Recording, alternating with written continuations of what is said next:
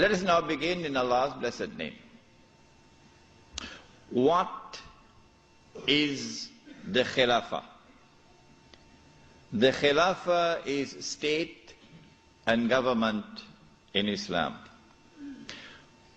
What is Islam? The definition of Islam is submission to Allah.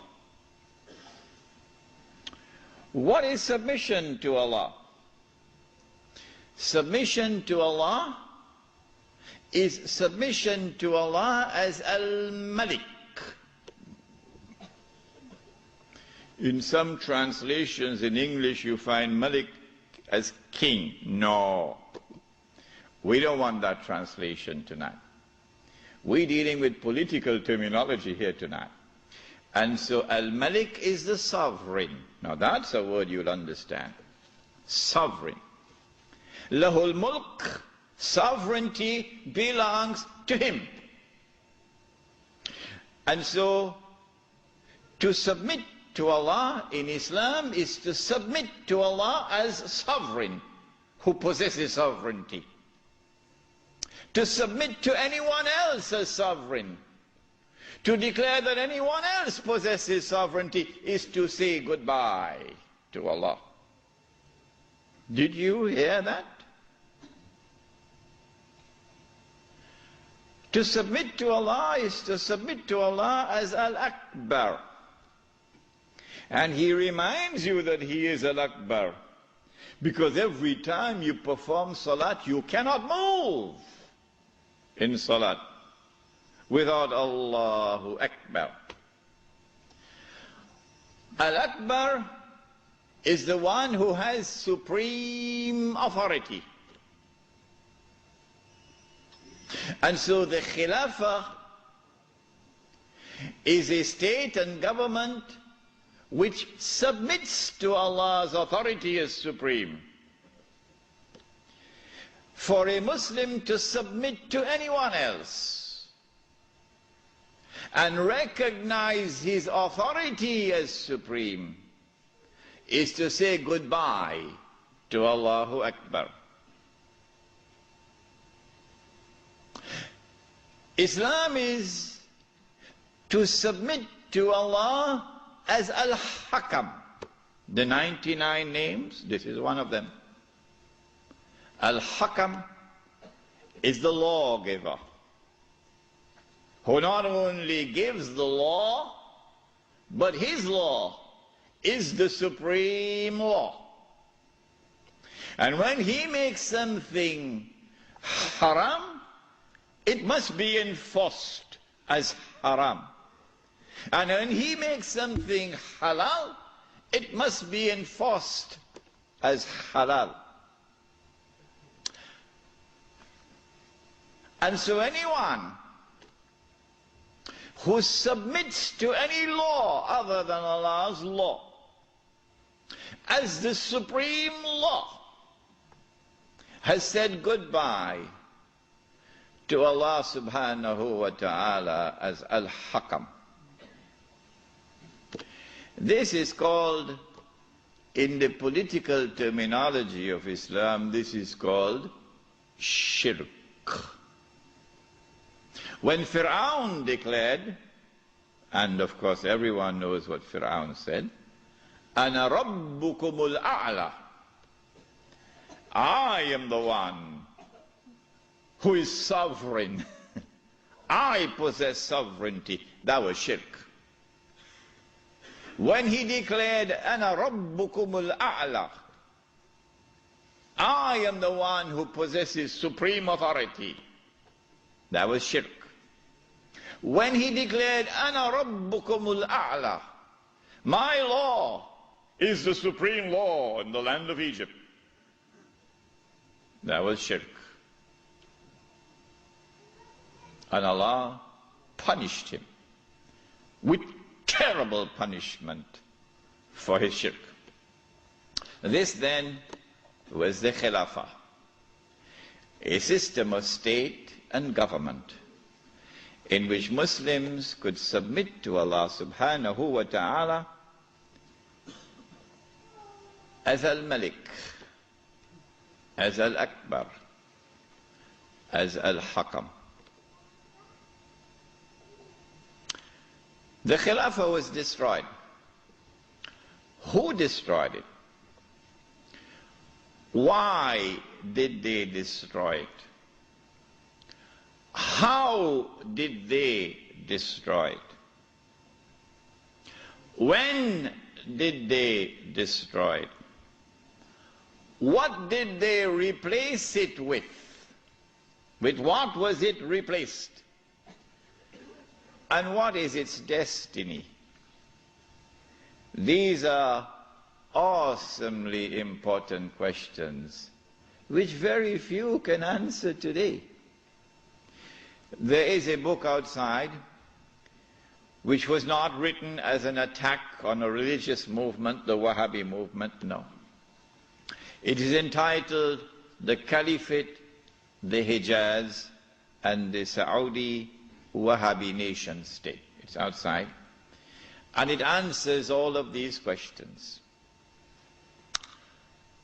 Now then, let us begin the lecture as to who destroyed the Khilafah and why did they destroy it and how did they destroy it. When you read this book, Jerusalem in the Quran, and when you listen to the lecture next Monday, then you'll know that the Jews had in their heart, as they still have to this day, this conviction that it is their destiny. Even after Allah subhanahu wa ta'ala had expelled them from the Holy Land, even after they had lived in the wilderness for 2,000 years, it is the conviction in the heart of the Jews that it is their destiny to liberate the Holy Land of non-Jewish rule, to return to the Holy Land not as tourists, no, to return to the Holy Land to reclaim it as their own. For 2,000 years the Jews had this conviction in their heart that one day this will happen. To restore in the Holy Land the state of Israel, of Nabi Dawood alayhi salam and Nabi Sulaiman alayhi salam. And that the golden age will come back one more time. The golden age, when that state of Israel, of Nabi Dawood alayhi salam and Nabi Sulaiman alayhi salam, was the ruling state in the world. That age will come back one more time. And so the state of Israel, when it is restored, will eventually become the ruling state in the world. This was the conviction of the Jews. You and I, from the Quran and from the Sunnah, from the Ahadith of the Prophet ﷺ, we would know about the magnificent deception of Al-Masih al-Dajjal, who liberates the Holy Land in 1919, liberates the Holy Land of non-Jewish rule, who brings the Jews back to the Holy Land, not as tourists, but to reclaim it as their own, between 1919 and 1948, who restores a state of Israel in the Holy Land in 1948, and convinces the one-eyed Jews that this is the Israel of Nabi Dawood alayhi salam and Nabi Sulaiman alayhi salam, but of course it is not, it is an impostor. But they accept it and they embrace it. And that this Israel is about to become the ruling state in the world, replacing the United States of America. Those who differ with me, who say, well, we never read this in our books, where did he get this from? This must be false. My answer to them is just wait and see. Just wait and see. If this is to be accomplished, and the golden age of the Jews is to return one more time, and they are to rule the world, how will they do it? They will need globalization to bring all of mankind together as one global society. And they need to demolish the Ottoman Islamic Empire, which stands in their way. And they will have to demolish the institution of the Khilafah, which is the head of Islam. If you can cut off the head, then you can paralyze the body. And so the attack is now launched to cut off the head, the Khilafah.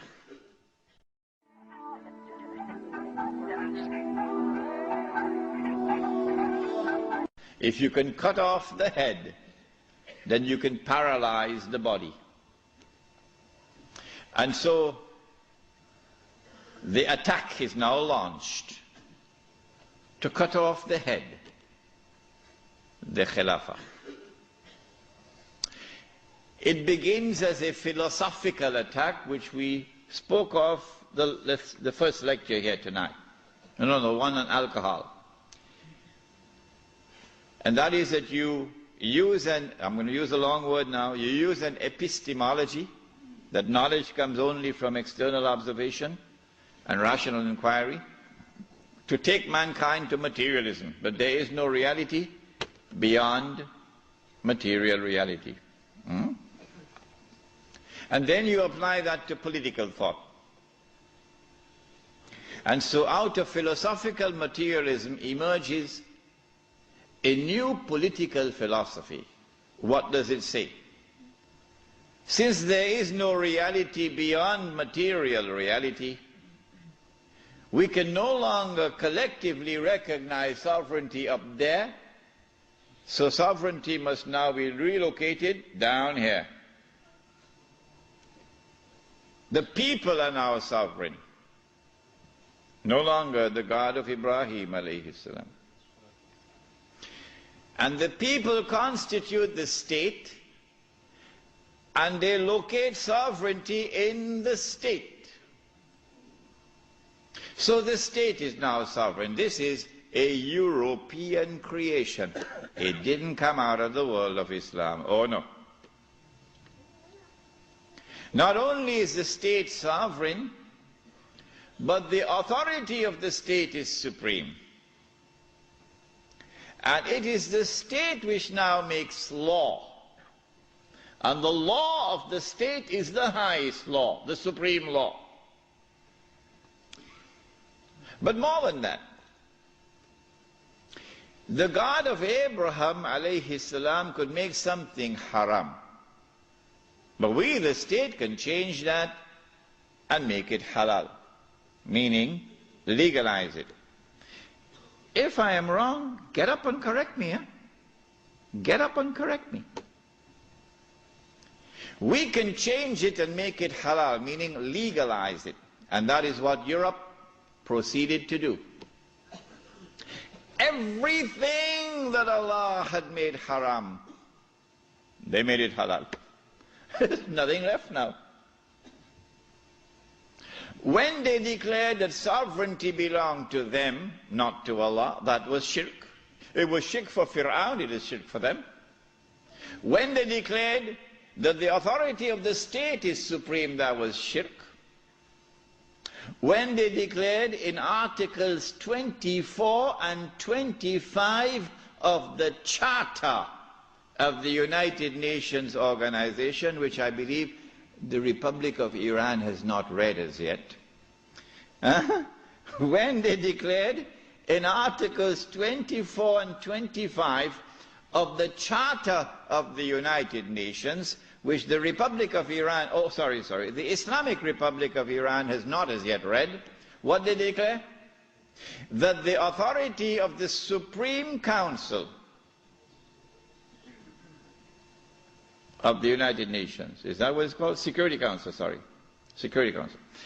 That the Security Council of the United Nations is vested with supreme authority in the world, in all matters pertaining to international peace and security. That was shirk. When they declared that the law of the secular state is the highest law, that was shirk.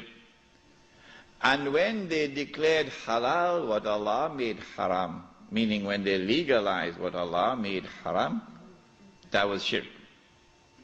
Surah At-Tawbah of the Quran, بعد أعوذ بالله من الشيطان الرجيم اتخذوا أحبارهم ورهبانهم أربابا من دون الله. They took their priests and their rabbis as arbab, lords and gods beside Allah. وَالْمَسِيحَ ابْنَ مَرْيَمَ, and they did the same thing with the Messiah, the son of Mary. وَمَا أُمِرُوا إِلَّا يَعْبُدُوا إِلَهًا وَاحِدًا, but they had not been commanded other than to worship one God. لا إله إلا هو, there is no God beside him. Subhanahu, glory be to him. Amma yushrikun, far removed is he from this act of shirk, taking your priests and your rabbis as gods and lords beside Allah. Shirk, says Allah. A man came to the Prophet ﷺ and said, O Messenger of Allah, but the Christians do not worship their priests, and the Jews do not worship their rabbis. How could Allah say so? To which the Prophet ﷺ replied, and he said, did they not make halal what Allah had made haram? That is their shirk. My question tonight, Lakemba, is this. If the priest and the rabbi make halal what Allah made haram, and that is shirk, then if the government does the same thing, would it not be shirk? You're very quiet tonight, aren't you, Lakemba? Yeah? And so, what Europe did is to launch the philosophical and political attack before the military attack, to produce that which can replace the Khilafah. And then they sent their agents, you remember Jassasa in the Tamim al-Dari hadith, they sent their spies to infiltrate Istanbul and to create what were called the Young Turks, the committee of whatever it was called, in whose group was located a man named Mustafa Kemal, and brainwash them into absorbing and imbibing and accepting the new political secularism which emerged out of Europe. Jazakallah. Then came the actual military attack. In 1897, Europeans who dressed up themselves in the clothing of Jews, remember they are Europeans who are parading as Jews, okay? They're called European Jews, but they're essentially Europeans. Judaism is only a camouflage. These people established the Zionist movement. The stage was now set. The countdown has begun for the Jews to strike after waiting for almost 2,000 years. They are now ready to strike to achieve their long-held objective of bringing back the Golden Age. Centuries before this, they had struck at Europe. And over a period of almost 300 to 400 years, they had transformed Europe from a civilization based on faith in Christianity to a new, essentially godless civilization. Having done that, they are now ready to strike when they create the Zionist movement. Allah subhanahu wa ta'ala now unveils the mother of all signs for those who have eyes to see. But most of mankind have eyes, lahum a'yunun la yubsiruna biha. Most of mankind, they have eyes, but they don't see. They have ears, but they don't hear. They have hearts, but they don't understand. Ulaika kal an'am. Allah says of such people, they're just like cattle. What is the sign? The sign is the recovery of the body of Fir'aun. Yes. We will deal with this subject, inshallah, on Monday night. The body of Fir'aun is rediscovered just about the time that the Zionist movement is established. At about the same time also, strange thing happens to the European Jew. He's not just making money through lending money on interest. No. The European Jew gets a windfall. A massive amount of wealth now comes his way. How? The hadith was that the earth would yield up its treasures to Dajjal. A child was playing, a black child, was playing in a village in South Africa. And this child, in the middle of the 19th century, found a big stone, glittering stone.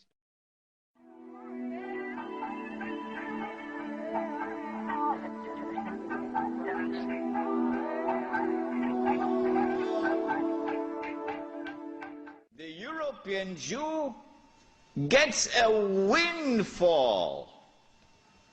A massive amount of wealth now comes his way. How? The hadith was that the earth would yield up its treasures to Dajjal. A child was playing, a black child, was playing in a village in South Africa. And this child, in the middle of the 19th century, found a big stone, glittering stone. Child took it home, showed it to the parents. Parents took it to the chief of the tribe. Chief of the tribe took it to the white commissioner. White commissioner sent it to Cape Town or Johannesburg, one of these places, to have it examined, and promptly came the reply that this was a huge diamond. You think that happened by accident? You're living in Disneyland. No, the stage was now set when that diamond was discovered. Because now we know where the diamonds are located. By this time, Britain, the scientific and technological revolution has given to Britain in particular, and Europe in general, the technology to be able to locate underneath the earth, in the interior of the earth, the diamond veins. And the technology we wish to mine for it down in the depths of the earth, technology which never existed before. And so now the southern African region becomes a cluster of diamond and gold mines. One mine in particular becomes the most famous one of all. 3 months ago, I stood myself at that mine. It was the biggest man-made hole in the world, in a town called Kimberley. You've heard about Kimberley diamonds. Yeah. When the diamonds were discovered at Kimberley and in the surrounding areas, it was the biggest discovery of diamonds in history. And I would suggest to you who are young and who have a thirst for knowledge, go study this part of history, because tonight we have limited time. what the Jews did, using an Englishman who was not a Jew, Cecil John Rhodes. Using him as the front man. They always use a front man. But they stood behind him. And they were able to manipulate the situation and gain control of the diamonds. The De Beers Consolidated Diamond Company emerged and taking control of the diamonds. And the Rothschild family in Europe finances now the mining operations. And the bulk of the wealth which now emerges out of South Africa land up in the hands of the Jews. In 1914, the Kimberley mine was closed down because it had yielded all that it could yield. The rest that now remained was just chicken feed. So they closed it down in 1914. When I went to that diamond mine in Kimberley, there were wheelbarrows filled with plastic cubes to show you, give you an estimate of how many diamonds came out of this diamond mine. There were 5 huge barrows filled, brim, heaping with these plastic cubes. That's how many diamonds they got. And these were sold in the market, the international market, at the premium price because they cornered the market through the consolidated De Beers to establish a monopoly to ensure that the price would not come down. The Prophet ﷺ cursed that. When Kimberley was closed down in 1914, the European Jew now had amassed the maximum wealth he could amass at that period of time. This is just about 17 years after the Zionist movement was established. Within these 17 years, Dajjal had struck and had delivered to the European Jew this massive windfall of wealth. And so now they are ready, in 1914, to move to the next stage. The philosophical and political systems already in place, and now the military attack. To destroy the Khilafah, you'll have to destroy the Ottoman Empire. And you cannot destroy the Ottoman Empire with 5,000 Jews in an army. You need a world war to destroy the Ottoman Empire. That's a tall order. So what you do is you plan a conspiracy. And you stay behind so that your fingerprints are not on the crime. In other words, you plan a September the 11th. The attack took place in the summer of 1914 when the Grand Duke Franz Ferdinand was assassinated in Sarajevo. In the summer of 1914, there were 6 major powers in Europe. And there was one dark horse across the Atlantic. No one knew how fast it could run because it had never run in a race so far. One dark horse across the Atlantic. And 6 major powers in Europe. They were number 1, Russia, France, Britain, Germany, Austria, Hungary. That's 5. What's number 6? Turkey. Ottoman Islamic Empire. Ain't no Turkey as yet. Ottoman Islamic Empire. These are the 6 major powers. How can you bring about a world war which will result in the dismantling of the Ottoman Islamic Empire? You've got to do some good planning to do this one. When they attacked and assassinated the Grand Duke Franz Ferdinand, they left footprints which led to Russia. As on September 11, they left footprints which led to Al-Qaeda and Saudi Arabia. The reason why, I forgot to mention this last night, the reason why they put so many Saudis on board the aeroplanes. You remember I told you about the Saudi who went to his government? He says, listen, I've heard in the newspapers and on CNN that I'm dead.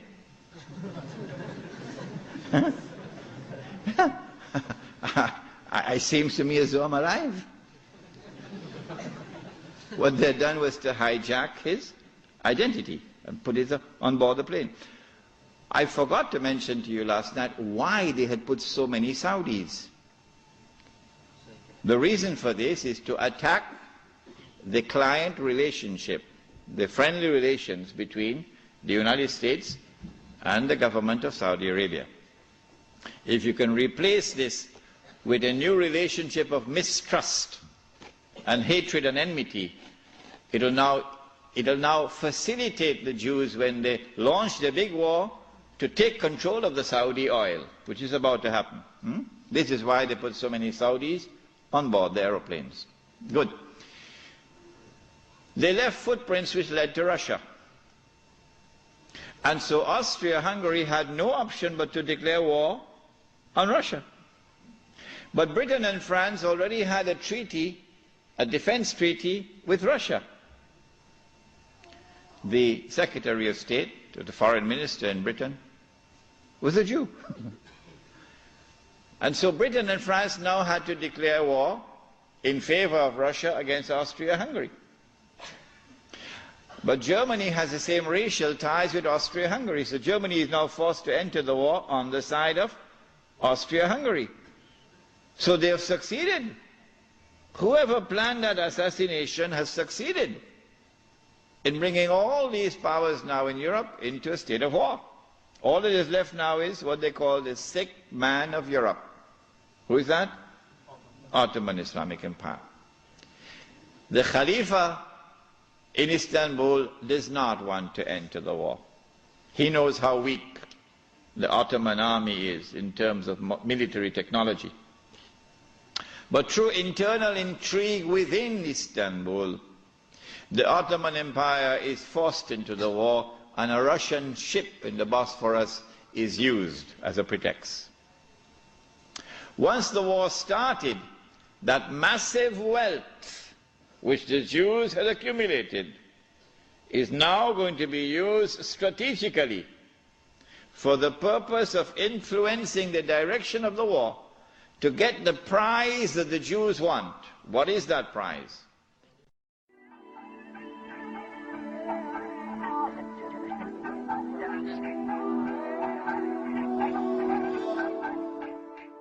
Once the war started, that massive wealth which the Jews had accumulated is now going to be used strategically for the purpose of influencing the direction of the war to get the prize that the Jews want. What is that prize? To destroy the Ottoman Islamic Empire, dismantle it, and to cut off the head of Islam, namely destroy the Khilafah. That's the prize they're after. The next prize is to liberate the Holy Land and to get the Holy Land for themselves. This is the prize they're after. Between 1914 and 1916, German submarines now make a surprise appearance into warfare. As when Israel launches her big war, we're going to see weapons that the world has never seen before being introduced into warfare. When the German submarine entered into the war, it tipped the scales on the side of Germany, and by 1916 Britain was on the verge of defeat. German submarines had surrounded and marooned the island of Britain. The French government had fallen, and Germany had occupied France, and Britain was on her knees. This is the moment that the Jews were waiting for. Now the Cheikh is going to talk. It's called financial diplomacy. The Jews, this is the German Jews, went to the British government and said, let's make a deal. Let's make a deal. We will intervene in the war with massive financial assistance to you. Massive. And we will bring that dark horse into the race. But that dark horse didn't want to come into the race. American public opinion was overwhelmingly openly against involvement in the war. And the most famous American of all was not the president. He was a man who had established the assembly line for producing motor cars. And what was supposed to have been a luxury item for only the rich, or you could see how the rich people were grinding their teeth in anger when this man caused the motor car to become accessible to ordinary Americans. For $700 you can get a motor car. $1,000 you can get a Model T. What is his name? Henry Ford. And this man did something else to his workers. He didn't bother about what was the market wage. No. He said, I am concerned with paying a just wage. And that market wage is not a just wage. And so he paid his workers a higher wage than the market wage. And so he won the hearts of the American people. He became an American icon. His name was Henry Ford. And he was totally opposed to American involvement in the war. But when the Jews went to the British government and said, let's make a deal, the British government said, deal. And so Jewish money, the diamonds of Kimberley, began to roll. And Jewish money now enters into the war in a massive way.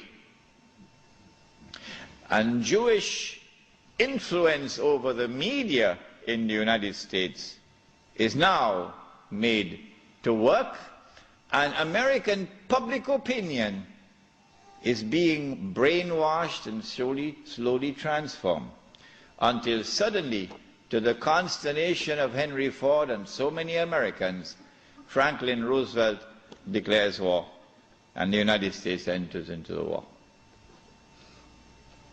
Britain, with this newfound wealth, and with the assistance of the United States, now has a new lease of life, and the war now takes on a direction that the Jews wanted from the first place.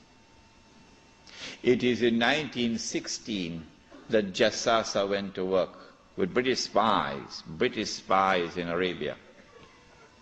Lawrence of Arabia, of course, is the most well-known of them. These British spies were sent into Arabia, posing as Muslims. And they went to two actors in Arabia, two. One was Sharif al-Hosein, who was appointed by the Khilafah in Istanbul as the Sharif of the Hijaz, Mecca and Medina, in control.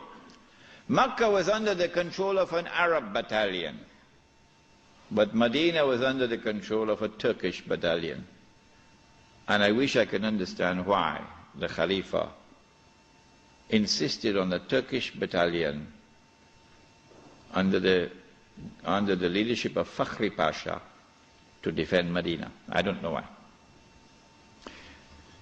So when the British spies went to Hosein, they offered him the moon. They offered him the moon.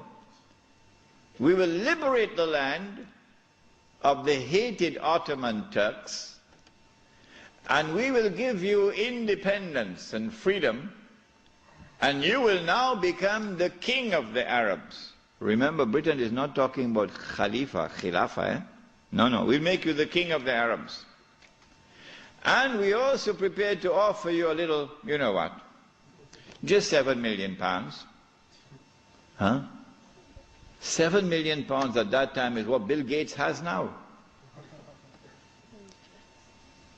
Sharif Hussein, the great-great-grandfather of Abdullah in Jordan now, then betrayed the Prophet Muhammad ﷺ, betrayed 1400 years of history of this ummah, violated the plain and clear command of Allah subhanahu wa ta'ala in the Quran in Suratul Ma'idah, in which He commanded us, Ya ayyuhalladhina amanu la tattakhizul yahuda wan nasara awliya. Do not take the Jews and do not take the Christians as your awliya. Do not establish an alliance with them in which you become dependent upon them and subservient to them. Do not do that, says Allah. بَعْدُهُمْ أَوْلِيَاءُ بَعْضٍ. They are protecting friends of each other. وَمَنْ يَتَوَلَّهُمْ مِنْكُمْ فَإِنَّهُ مِنْهُمْ. Whosoever from amongst you turn to them for that kind of an alliance, you no longer belong to this ummah, you now join them. Inna Allah la yahdi al-qawm al-zalimin. Surely Allah will never provide guidance for a people who commit such an atrocious act of wrongdoing. And this is precisely what Sharif Hosein did, and what all his descendants from that day to this day have been doing. But the chickens are coming home to roost now for Abdullah. And the chickens are coming home to roost for Abdullah. When Mr. Bush attacks Iraq, then you're going to see Abdullah's suitcases at work. Yeah. They're all packed already, you know. They're all packed already. As soon as Mr. Bush attacks Iraq, you'll see where Abdullah is going to be heading for. Sharif Hosein now accepts 7 million sterling pounds and enters into a military alliance with Britain and declares himself independent of the Ottoman Khilafah. Once the Khilafah in Istanbul had lost control of Mecca and Medina, had lost control of the Haramain, had lost control of the Hajj, you pull the carpet, you pull the rug from underneath the feet of the Khalifa. His Khilafah is now losing legitimacy. Can anyone be Khalifa? Can you appoint a Khalifa here in downtown Lakemba? Can Mullah Umar have been recognized as the Khalifa? No, why not? Because when the Hajj comes, Amirul Mu'mineen Mullah Umar will have to apply for a Saudi visa to perform the Hajj. Huh? And if the Saudis reject the visa, the Khalifa can't perform the Hajj. All right?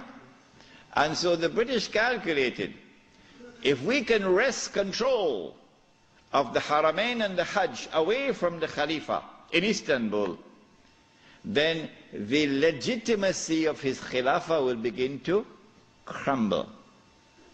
And so this was 1916.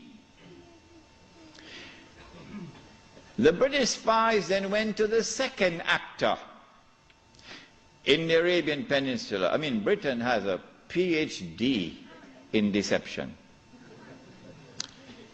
If you want to destroy the Khilafah, okay, you have to make sure that it cannot be restored. How can you take the entire world of Islam with so many ulama and ensure that not only is the Khilafah destroyed, but it cannot be restored? That's a tall order. How to do it?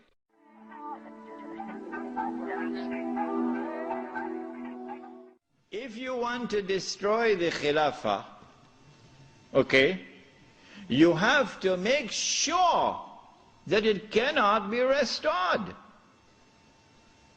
How can you take the entire world of Islam with so many ulama and ensure that not only is the Khilafah destroyed, but it cannot be restored? That's a tall order. How to do it? The answer is, you not only have to liberate the Haramain from the control of the Khalifa in Istanbul, but you have to put it in the control of those who will not themselves claim the Khilafah and will not allow anyone else to claim the Khilafah. And so long as these people keep control of the Haramain and the Hajj, the Khilafah can never be restored. Simple, isn't it? Simple, isn't it? And so that was why they had to make the trip to Riyadh to meet,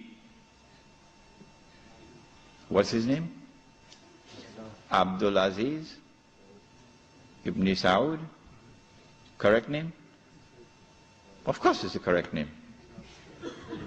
Why are you afraid to mention it? But Abdul Aziz Ibn Saud did not control the Hijaz. So he couldn't command the check for £7 million. Huh? He had to be content with something less than that.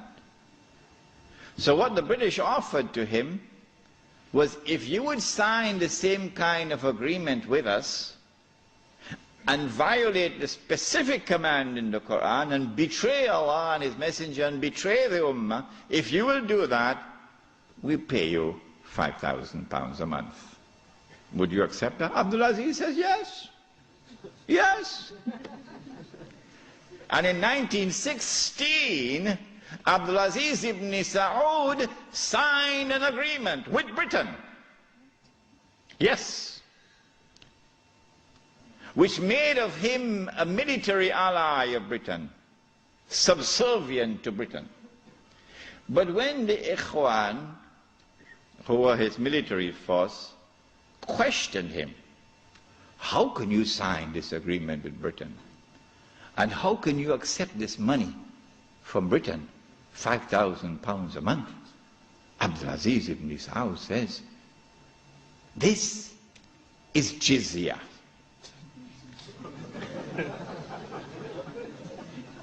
Jizya is what they pay to me because I control them. It was dust in their eyes and they swallowed it. And so Abdul Aziz ibn Saud got away with it. Massive betrayal, and a very dangerous plan is now in place. As soon as the Khilafah is destroyed, that Abdul Aziz ibn Saud will be given what is known as the green light, something that Saddam Hussein knows about, the green light. And then he will attack and take control of the Haramain. And when once he does that, he won't make the mistake of ever claiming the Khilafah for himself. And he will never allow anyone else to claim the Khilafah, because no one else can take the control of the Hijaz and the Haramain from them, because they are supported by Britain. And so goodbye to the Khilafah. It's gone. It can never be restored. Never, never, never be restored. So long as Britain and the United States of America underwrite the security of the Saudi state, you can never, never, never restore the Khilafah. By 1919, the Ottoman Empire was in shambles, falling apart. And a British army under General Allenby, with many Arabs and Punjabi Muslims fighting faithfully under his control, attacked the Turkish garrison which was defending Jerusalem, defeated it, and liberated the Holy Land. This was a joyous day for the Jews, because now the countdown is really moving forward, and the golden age is coming back.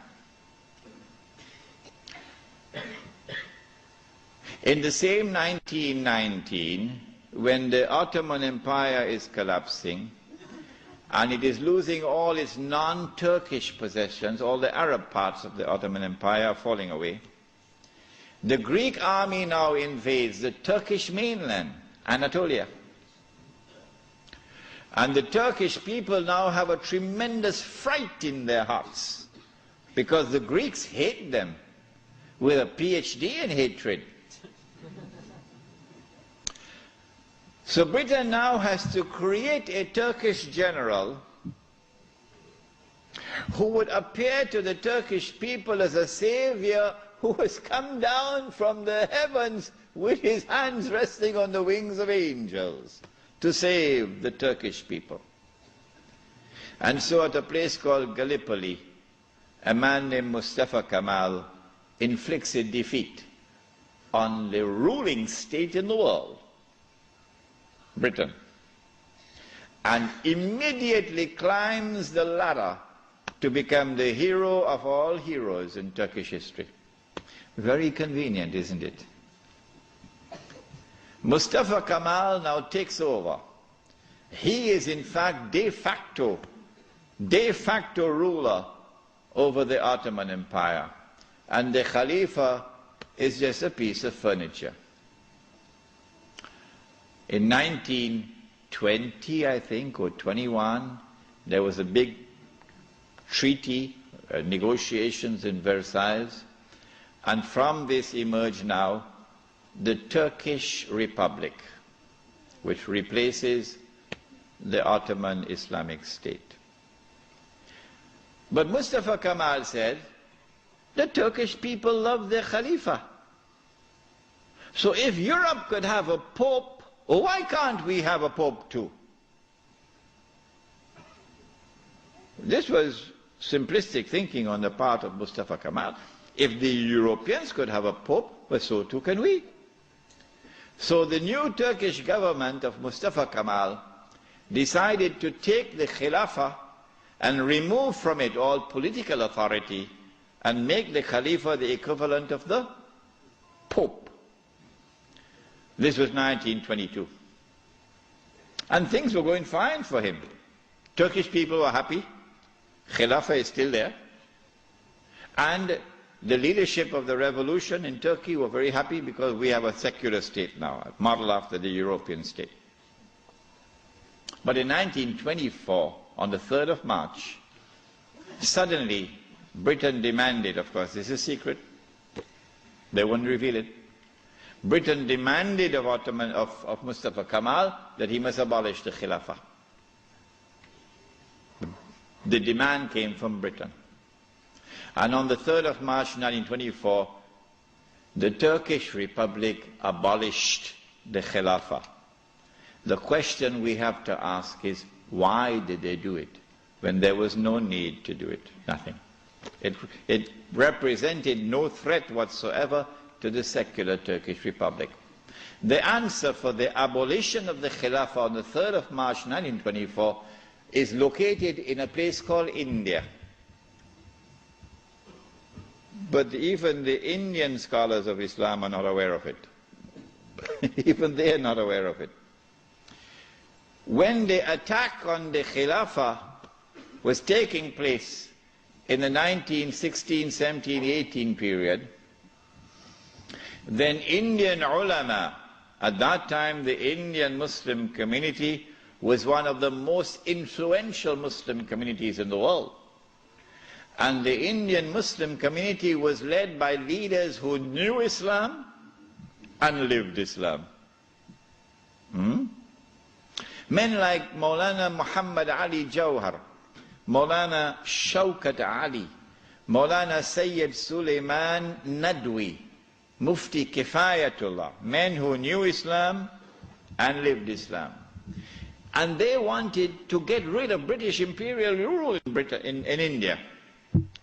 So that when they got rid of the British, they could restore Islamic rule over Muslims. That's all they wanted. Get rid of the British and restore Islamic rule over Muslims. And they realized that they could mobilize the Muslim masses of India over this issue of the Khilafah, because everybody loved the Khilafah. And so they established a movement which they call the Khilafat movement, Harakatul Khilafah, the Khilafat movement. When they established the Khilafat movement and it began to mobilize the Muslim masses, the body which was sleeping is now waking up for revolutionary struggle to preserve the Khilafah in Istanbul. The leader of the Hindus realized, but wait a minute, the Muslims want the same thing that we want.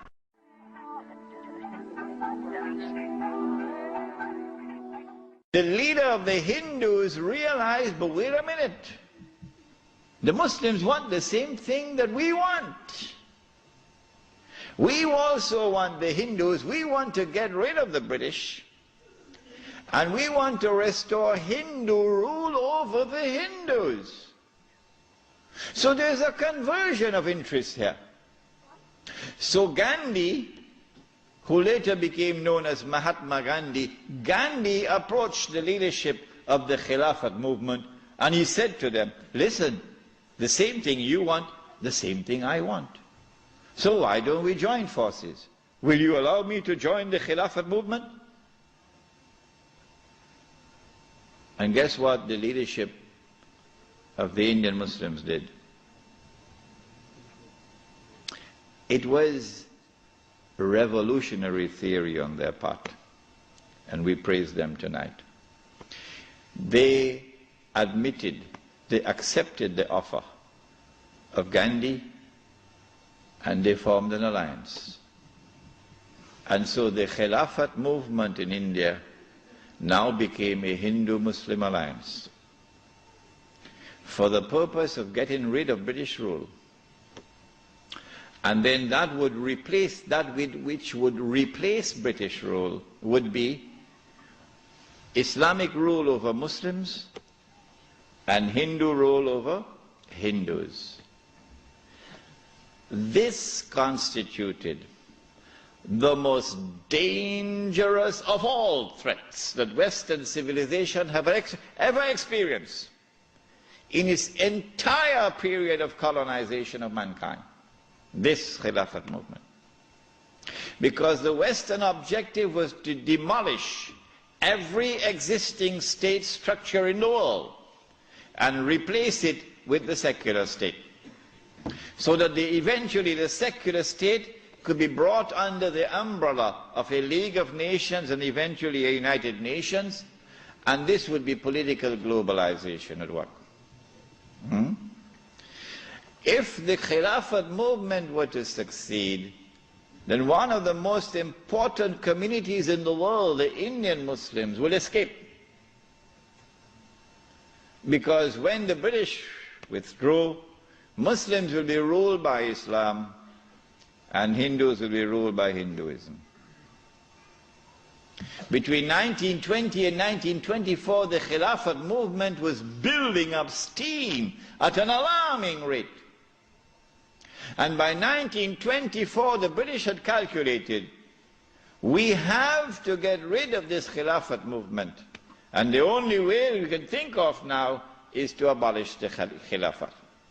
And so they put the pressure on Mustafa Kemal. As soon as the Khilafat was abolished, the Khilafat movement in India began to lose steam. In the same year that it was abolished in 1924, in that same year, the secularly minded British, in Indian language they call it chamcha, the stooges of the British in India, the brown-skinned Englishmen parading as Muslims, of whom the prince of them all was the grandfather of the present Aga Khan, Karim Aga Khan's grandfather. They now restore an organization called the All India Muslim League. The All India Muslim League is led by men who don't know Islam and don't live Islam. And these are the people who now wage a struggle for the liberation of the Muslims from British rule to be replaced, not with rule of Islam, oh no, but rather by the rule of the secular Republic of Pakistan and the secular Republic of India. So that Pakistan and India could be embraced within the community of secular nation states. But of course you had to put a little red herring to fool the people. So you have to make it appear as though Pakistan is going to emerge as an Islamic state, but that's just dust in their eyes, to fool those who see with only one eye. And so in 1924, on the 3rd of March, the Caliphate was abolished. When the Caliphate was abolished, Sharif al-Hosein realized that he was in grave danger now. So long as there was a Khalifa in Istanbul, the British needed him. But now that the Caliphate was destroyed, abolished, Sharif al-Hussein now realizes the plan. He says, oh my gosh, they're going to send Abdulaziz ibn Saud to cut my throat now. In exactly the same way that Abdullah of Jordan is now realizing, as soon as Bush attacks Iraq, that is the end of me. So Sharif al-Hussein decides 4 days later, on the 7th of March 1924, to claim the Khilafah for himself. But when you're a client state of Britain, you can't do that. You have to first apply to the British government for permission to become the Khalifa. He didn't do that. As soon as Sharif al-Hussein claimed the Khilafat for himself on the 7th of March 1924, you're going to get all of this information in that book which is outside, The Caliphate, the Hijaz, and the Saudi Wahhabi nation state. As soon as he did that, Britain gave the green light to Abdulaziz. Attack. Within 6 months, the Saudi army of Abdulaziz ibn Saud conquered Mecca. And Abdulaziz and Sharif Hussein packed his suitcase and off he went. British took him away. This one the Americans will take out of Jordan. And so Abdulaziz ibn Saud is now in control of Mecca and eventually Medina. It's a Saudi Wahhabi alliance. Does he claim the Khilafah for himself now? No. What he does is, as soon as he enters Mecca in 1924 October, Abdulaziz ibn Saud makes a proclamation, and they're going to hate me for revealing this to you, because nobody remembers it now. The proclamation which he makes is that this land belongs to the entire Ummah. This land belongs to the entire Ummah. I wonder how a Pakistani or a Bengali Muslim will feel when he hears that, and he's been rounded up like dogs, stray dogs, and put on trucks because he's overstayed his visa, while white-skinned Americans and British are treated like princes in the Holy Land. How will a Pakistani or Indian or Bangladeshi feel? This land belongs to the entire Ummah. And it is for the Ummah, not for Abdulaziz ibn Saud, for the Ummah to establish the government which will rule over this land. That is his proclamation in 1924. But in cricket it's called playing for time. He did this because in April of 1924, Al-Azhar University had responded to the Turkish abolition of the Khilafah. What did they do? Al-Azhar University declared that this was bid'ah and haram to abolish the Khilafah. And therefore we must respond to it. And the response of Al-Azhar is that we must have a mu'tamar, a conference, which would meet and which would appoint a new Khalifa. As soon as Al-Azhar issued this proclamation, you could see how Britain was trembling. The British government can't digest their food now. They've got to plan some counter strategy to the initiative of Al-Azhar University. The counter strategy is that Egypt is itself not a free country. It may appear free, but Britain really has control over Egypt. So Britain puts pressure on King Fuad, the father of King Farouk. You're too old to hear about, you're too young to know about this. And King Fuad is now putting pressure on Al-Azhar to hold back on this conference. So for 2 years the conference can't take place. 2 years because of British pressure. The conference finally takes place in June, July of 1926. But Britain uses another counter strategy. She gets Abdulaziz ibn Saud in Mecca to also convene a conference. of the world of Islam in Mecca at the time of the Hajj, which is May of 1926. And then Britain and Russia and France and China and all the major powers in Europe all get to work. Massive intervention in the affairs of the world of Islam to ensure that the Cairo conference does not succeed in winning a representative gathering, and that the Mecca conference gets all the Muslims attending it. And they succeeded.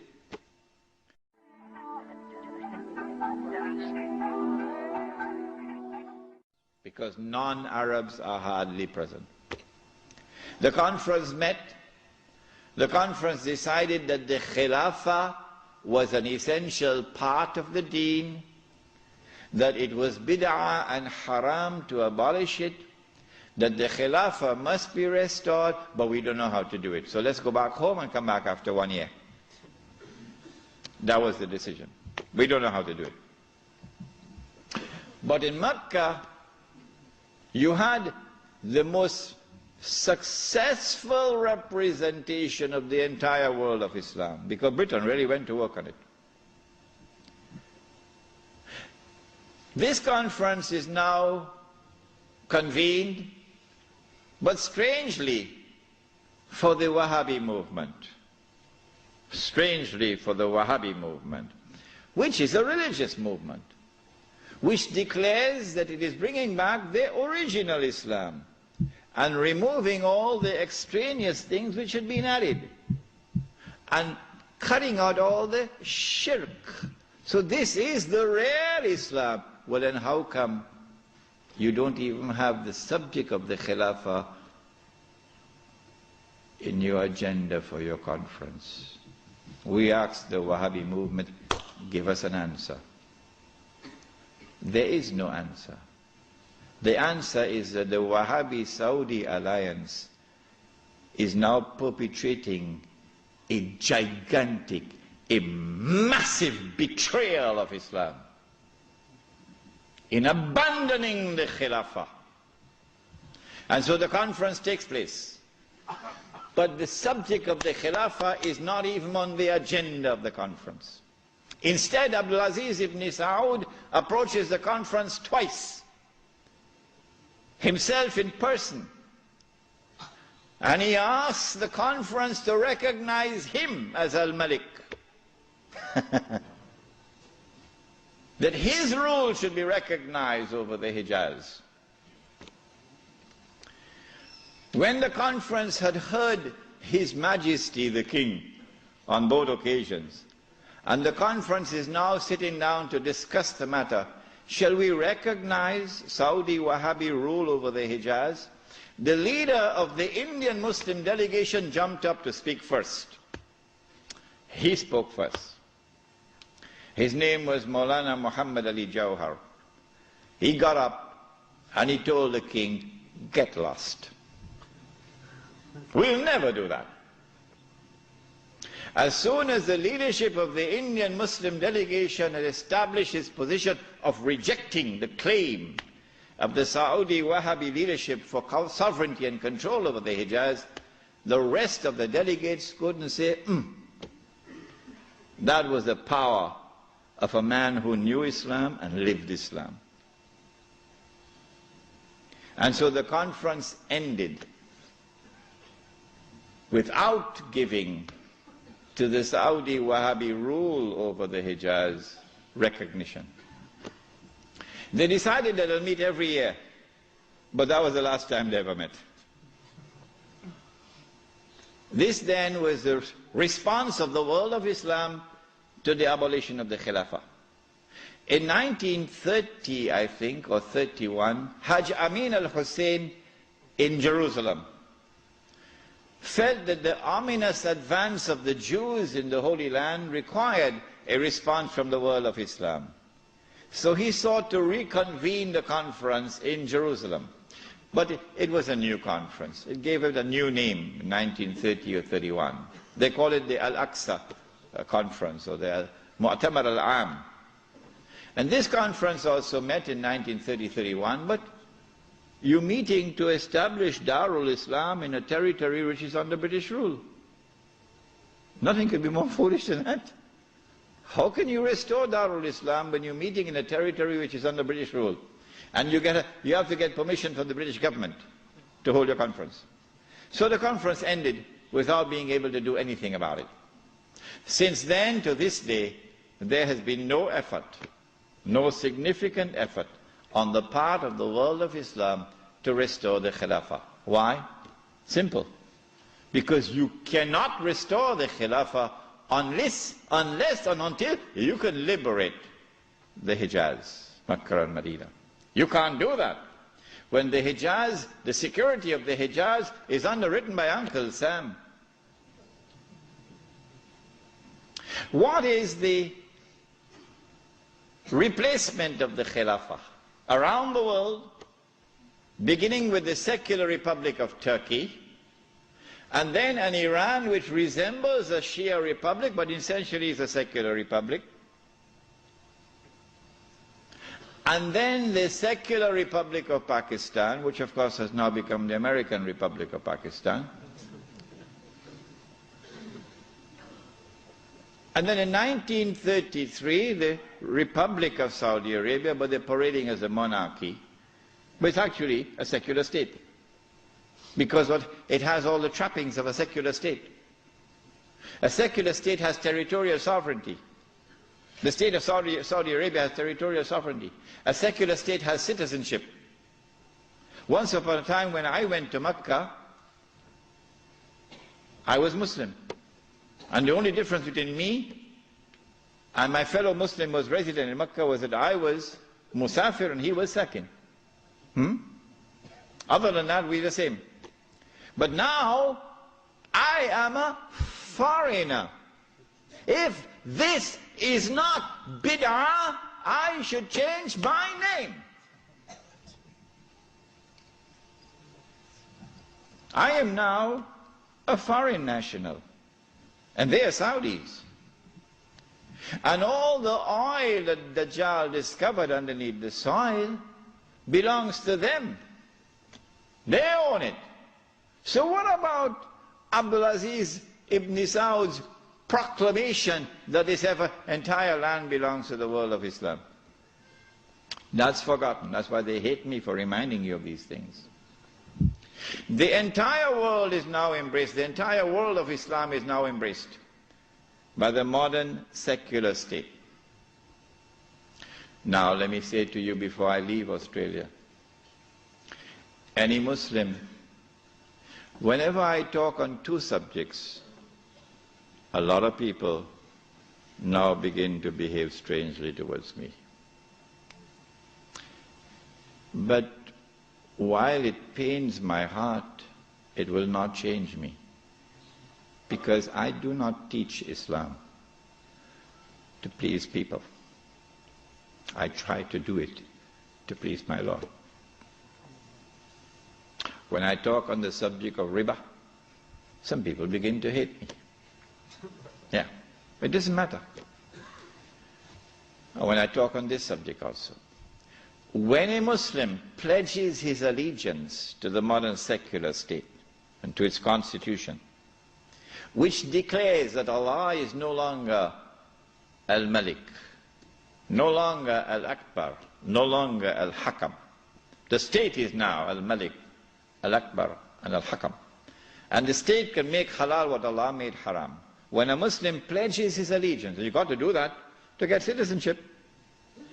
Oh yeah. Can't get a US passport without pledging allegiance. When you do that, you commit shirk. If you don't believe me, no problem. No problem. When you reach the grave, then you will see. When a Muslim goes and votes in the elections to constitute the government which will preside over this shirk, you enter into shirk. But if you don't believe me and you want to go and vote in the elections, I am not stopping you. So don't let there be any bad blood between us. I'm not stopping you. But when you enter in the grave and you find that you've entered into shirk, do not plead ignorance. That's all. Stand up like a man and take it on that day. This is now the universal shirk that the Prophet ﷺ had prophesied. He said the time would come when shirk will be everywhere, be so difficult to recognize it. However, as difficult as it would be to recognize a black ant on a black stone on a dark night. So if you did not recognize it before this lecture, don't be surprised, but now you know. This universal secular state is now used to embrace all of mankind, including the world of Islam, in political globalization. So that eventually you have one government over all of mankind. Eventually the Jews will now rule the world using that structure.